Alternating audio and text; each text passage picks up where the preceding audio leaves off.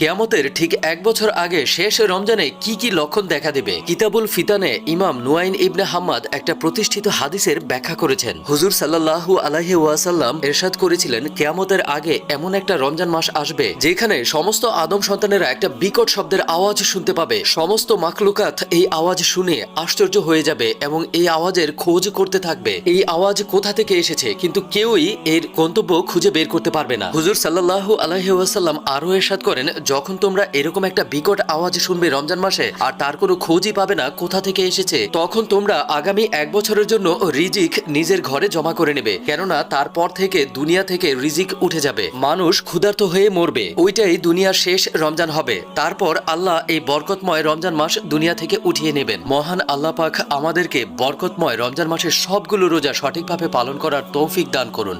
আমিন।